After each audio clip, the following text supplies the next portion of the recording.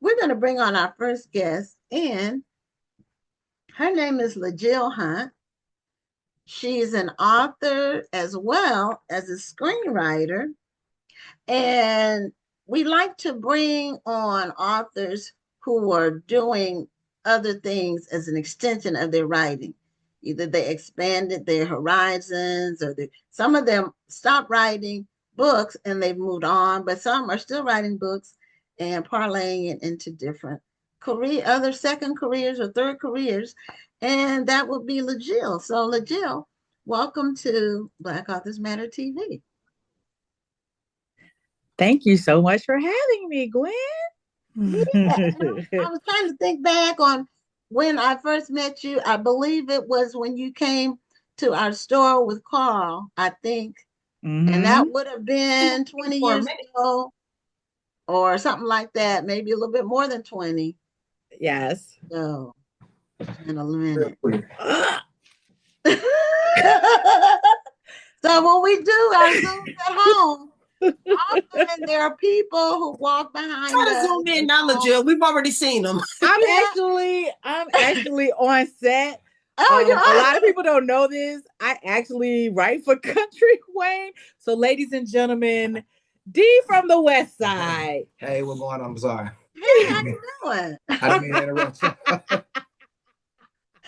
So I know you were doing screenwriting and stuff, but so just tell us a little bit about what you've been doing before we get into your latest book that you put out.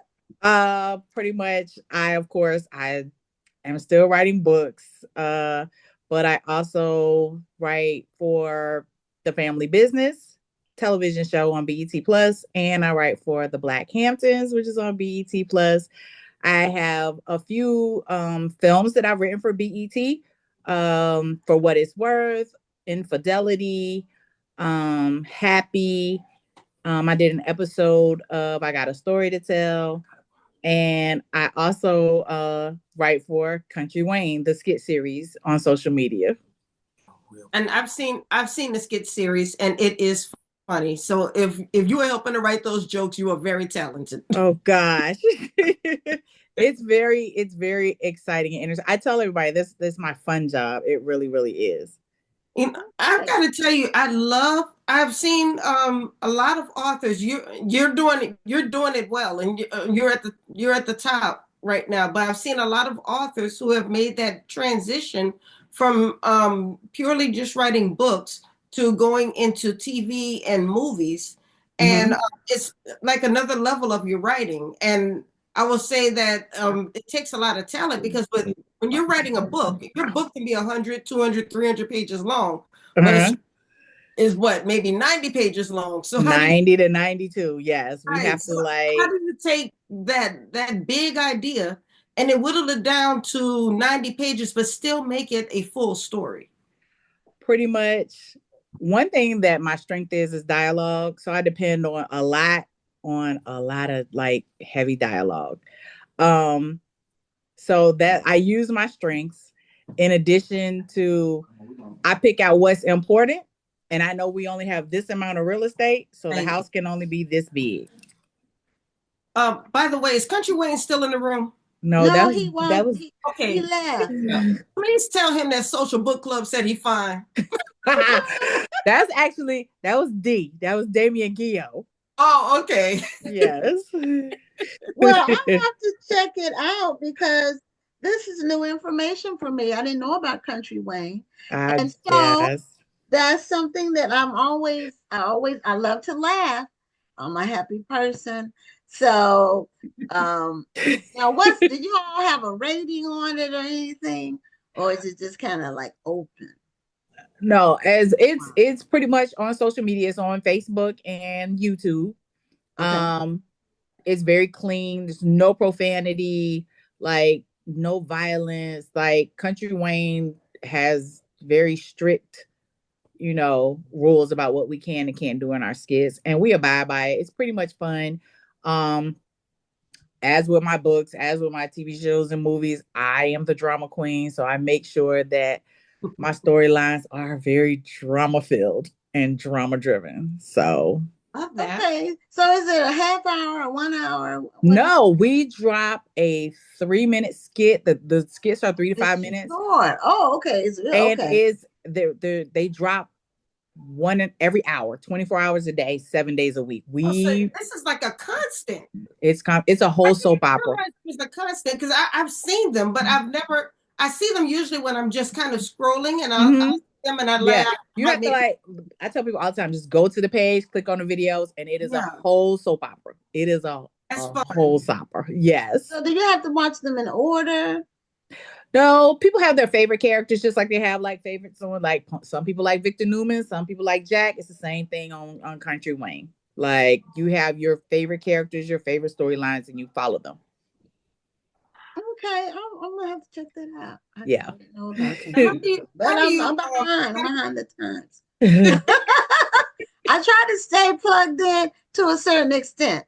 I don't partake in everything, but I try to stay plugged in. Motivation is to stay funny because if you're doing that many skits, you have to. So like I said, I write for D from the West Side, Damien. Okay. And oh gosh, it's just constant. It's like, what can we do next? What can we do next? What can we do next? So recently we've introduced Damien's parents. His mother Angela is played by Rashawn Ali. So so we're constantly thinking of, and I tell people, I was like, I've always dreamed of writing for a soap opera, and now I write for one. Like, well, so dreams do come true. They definitely do, but you have to work on it. You really do. And they don't always come packaged the way, like the Black Hamptons is a soap opera, like the Family Business is a soap opera. So, no, it's not Young and the Restless, Bold and the Beautiful, like Days of Our Lives, but it is truly a soap opera that I get to write for every day. Now, LaJill, I got to take you way back in the day because, see, I remember you told a story about how you first got into a literary game when you first met Carl. And this, I believe, if I remember the story, because it's one of those stories where I couldn't make it up if I wanted to. Right. You can't make it up, but it's also a tale about how sometimes you have to secure the bag and it may come in a different way than you expect. So is that a story you'd like to share? Sure. I tell people, I pretty much was working for the phone company, Verizon at the time. I was working in collections. The worst day to work for the phone company is on Mondays because we would cut people's phones off on Friday, so they would be without their phone all weekend. Oh, y'all did do that on purpose. That was So on Mondays, like it would be hectic, and people would call and they would just cuss us out. And so, unfortunately, the Sunday before this particular Monday, someone stole my purse out of the basket. I had put the groceries in the car and left my purse in while I was putting the groceries in, and somebody lifted my purse. And so I was just devastated behind that. And then I went to work on a Monday, and this lady, she was just all in my ear. She was going off on me. And I pretty much went off on her right back. And so I did not know my supervisor was monitoring us at the time. And she tapped me on my shoulder and she said, because every time that lady said something to me, I said something right back. And my supervisor tapped me on my shoulder and she said, come into my office. And so I went to her office and she dug in a drawer and she said, what's going on with you? And so I told her what happened with my purse. And she said, you need to do something positive with all that negative energy. And I was like, what? And she handed me a legal pad and a pen. And so I told her, I said, I'm not writing my letters of resignation. Like, then I can't get unemployment. And so she was like, I don't want your letter of resignation. I was like, are you going to fire me? And she was like, no. I was like, what do you want me to do? She was like, you're always reading a book. Why don't you go ahead and why don't you write one? And so I took that legal pad and pen and I went to my desk and the girl that sat next to me, she had gone on a blind date for Valentine's Day. And she told me about this blind date. And I looked at her and I said, girl, what if you would have got pregnant? She was like, I didn't even sleep with him. And I said, but what if you would have? And she was like, that would not be good. I said, but it will make a good book. And I started writing. And it was like 20. It was like, I could not. What are you doing? Hello. So sorry, y'all. Like I told y'all I'm on set. Yeah, you're at Oh, work. get out. Close the door. I told you, oh gosh. So I started writing this book about my, inspired by this blind date. And I finished it in record time. And I would write and send it out to my coworkers, and they were so entertained by it. Well, the after I finished it, I went to a bookstore and I talked to the manager, and he said, "Well, do you gonna self-publish?" And I was like, "Yeah." He was like, "If you self-publish, you're gonna need a distributor." So I was like, "Okay." So he wrote a number on the back of a card and he gave it to me, and he was like, "Call this number and tell them, about your book and tell them you need a distributor." So the next day I called the number and the person answered the phone. They were like, "Yeah, can I get a fillet of fish, some onion rings, and a strawberry milkshake?" And so then he said, "Yeah." And so I was like, "Hello?" And he was like, "Yeah." And I was like, "Hi." He said, "Who is this?" I was like, "My name is LaJill. I wrote this book." And he was like, "Okay." And so then I said, "Well, they told me to call you because I'm thinking about self-publishing." And he was like, "Why would they tell you to call me?" And I was like, "I don't know. I'm just telling you." So he said, "Hold on, let me pay for my food." And so I was like, "Okay." And so in my mind, I'm like, oh, this is ghetto. Like, well, who am I? Like, oh. And so he comes back to the phone and he said, "Tell me about your book." And I said, "It's called Homies, Lovers, and Friends, the autobiography of a drama queen." And so then he was like, "First of all, that title is too long." And so I was like, "No, it's not." He was like, "All those words aren't like, it will take up the whole cover." He said, "There'll be no room for your name." And so I was like, "Well," he said, "you need to call it drama queen." I was like, I don't know. I like my title. So he asked me about the book and I told him. And so I had called him on my lunch break and I said, "Oh, my lunch break is over." I was like, "So are you going to help me distribute my book?" He was like, "I don't distribute books." And so then I was like, he said, "But you know what? I like you. Call me when you get off." And so I was like, "Okay." I said, who are you? Like, I don't even know your name. He was like, "Oh, he said, just Weber." And I was like, "Weber, is that your first or your last name?" And he was like, "It's my last name. My first name is Carl."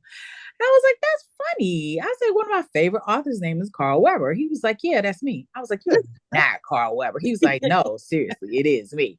And I was like, "The Carl Weber I'm talking about, he wrote Married Men and Looking for Love." He was like, "Yeah, those are my books." I was like, "You are not Carl." He was like, "I am Carl Weber." I was like, "Oh my God, Mr. Weber, I'm so honored to be on the phone with you." And he was like, "Don't try to be nice to me now." And so ended up calling Carl. We just became like cool, really, because at the time he did not have a publishing company. He only had 2 books out. But he told me he was like, "Jill, I'm telling you, I'm going to help you." And so that was in February. And he called me one day in June. And I kept saying, he told me to send him my manuscript. So I sent him my manuscript in February. Every time I was talking to him, I'd be like, "Did you read my manuscript?" He was like, "Not yet, not yet, not yet." So he called me one day in June and he said, "Jill," he was like, "Guess what?" I said, "I know you didn't read my manuscript." He said, "Actually, I did." He said, "It's really good, Jill."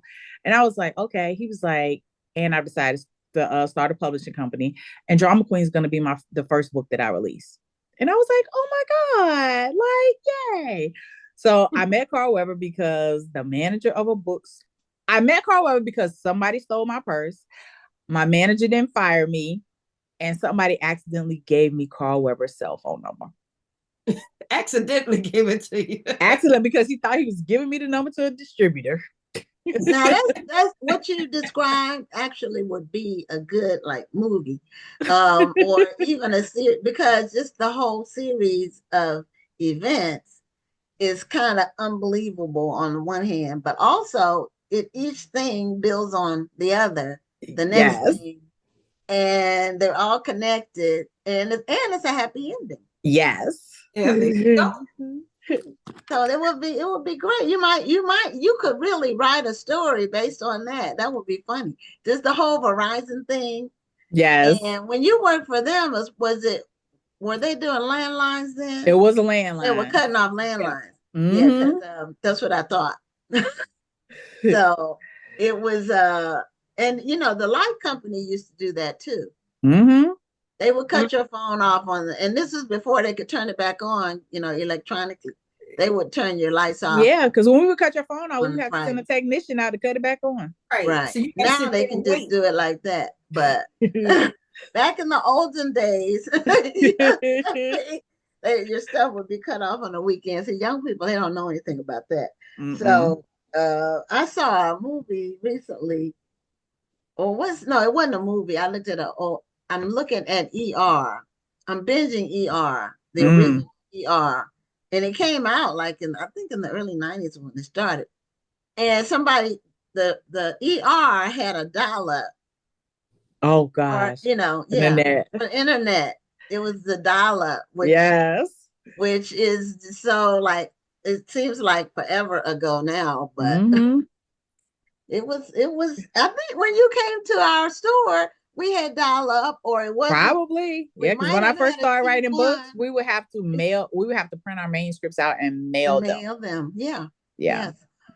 Oh man, I remember those days getting those big old manuscripts in the mail. Mm-hmm. And your editor would like circle and put notes on it, like, yeah. That's still a really good way of editing, but to edit by hand and you can actually see everything. But it's a long way. It is. Well, I don't know if you knew this, LaJill. So this is another connection to Carl that we both have.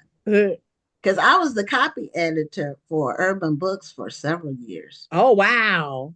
Like 6 or 7 years. Wow. So they would mail me I would be the last person to read before it went to print to catch the last set of errors. Yes. And so they would mail me the big manuscript and then I would send it back. The good old days. It just goes to show you how small this world is. It is. I used to be an urban books author myself, and I remember one time talking to Carl because Gwen had placed an order for my books, and I was like, Carl, Kush City just made a big order for my books, and I need my books, and he's like, all right, I got to talk to Gwen. Next thing you know. I mean, that's just how small this world is. Yes. It's and next time you see Carl, tell him I said hi. I haven't seen him. I definitely will, yes. In a while. So I used to see and talk to him often, but now it's like every few years I see him. He a showrunner. Oh, child. Yeah. He's normally like he's good at seeing the next thing before it becomes the next thing. Yep. And he's been doing that for 20-something years. Yep.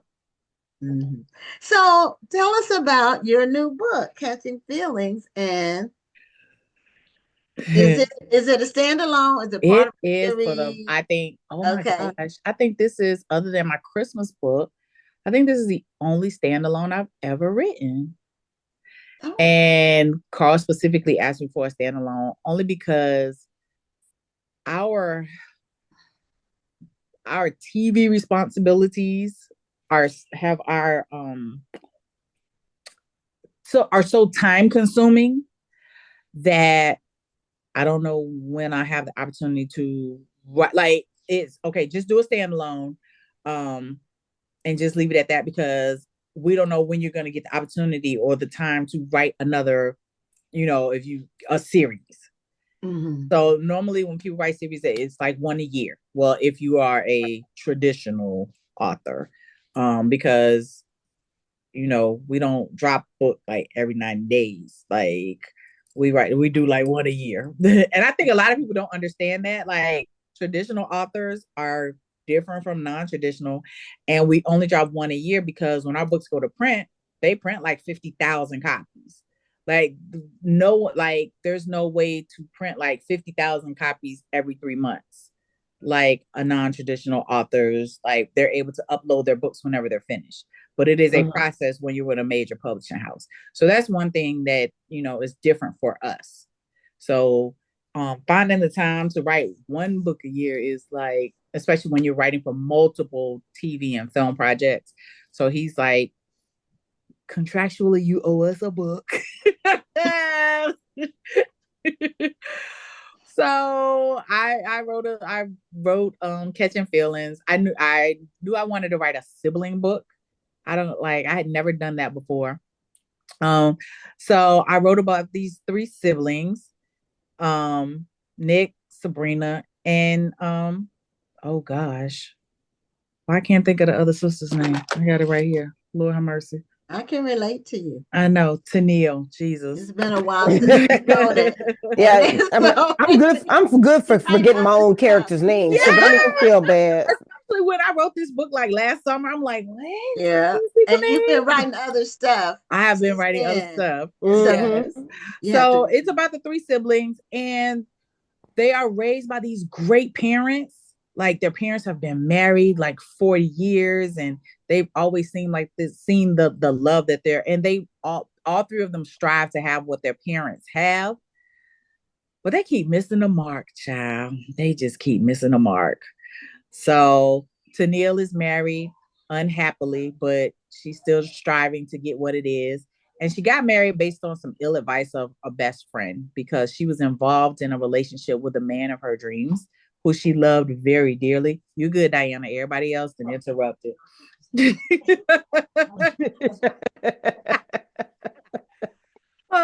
So she was dating the man of her dreams, but he never wanted to be married.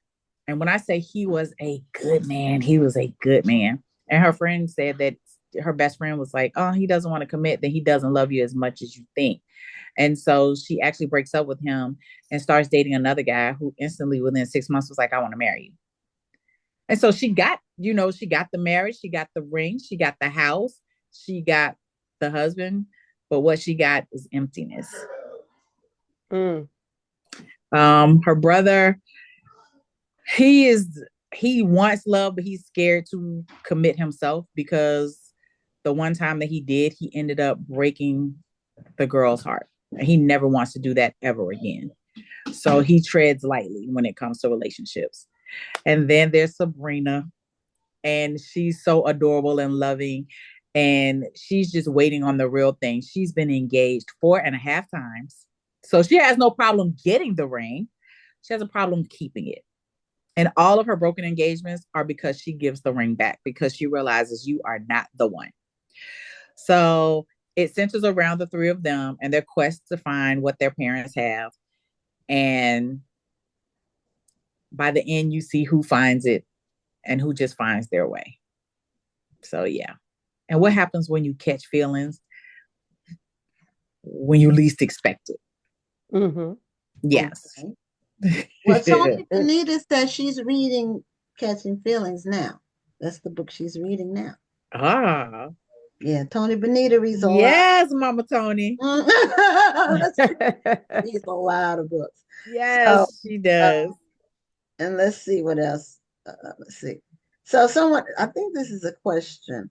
Okay, this is a social book club. So she's asking, so when indie authors, when they put their books on Amazon, the books are like $40 to $100 for a book. I'm not sure what that means. $40 to $100. Woo! I don't know what books you've been ordering either. Any insight on this as a reader? I'm technically a physical book girl. Okay, if you're seeing a book for $40 to $100, and you all can co-sign or add to what I'm saying, that is not typically the market rate for any trade book. A hardcover price now for like fiction or even nonfiction is running around $30. It used to be less, but now it's around $30. And trade paperback size is around 17-ish, 17. There have been instances of books being on. Ladies and gentlemen, Rashawn Eileen. Hi guys. Hi, how are you? I'm amazing. What's going? Black authors matter. I'm a Black author. I have a children's book. Yes, I do. Well, I'll have to connect her so you all will be able to interview her as well. Yes. Oh my God. Yeah, we'll have to set up a time slot for you. Absolutely. Yes. Absolutely. Take care, ladies. Okay. All right. Nice seeing you. You too. So is the most interesting interview y'all have probably had in a minute. I know we've had a lot. yeah, we have candid appearances and everything. Yes. We've had a lot. But for the $40 to $100 thing, Well, I have seen somebody's instances book. where there's been a book for $100, but I don't think that was the author's doing. I mean, I've seen some of my books pop up on Amazon for $100 or sometimes the $400. resellers they're doing it. Right. Yeah, it's a third party, but it is. My thing is when people sometimes will get alarmed about it, because I've had like new authors say somebody's selling my book for $100, and I tell them nobody's buying your book for $100. Just because something is listed doesn't mean it's selling. Mm-hmm. Nobody's gonna pay $100 for a book unless it's a rare like book that's signed by an author. And I've had people come to signings and like they'll be like, no, don't make it out to anybody. Like, just sign it. And, that's because they're gonna sell that book. Yeah. But it's kind of like art. The price and value increases after a person passes, and then years after that. Yeah, but I've had a friend email me mad. Well, he wasn't mad, like really mad, but he was like, "Look, Rhonda, I love your books, and you're a good writer, but I don't know about spending $300 on your book." Yeah, they will sell them ridiculous. But nobody's buying them at that time. Right. Why would they? When they can get the real one for $15 or whatever it is.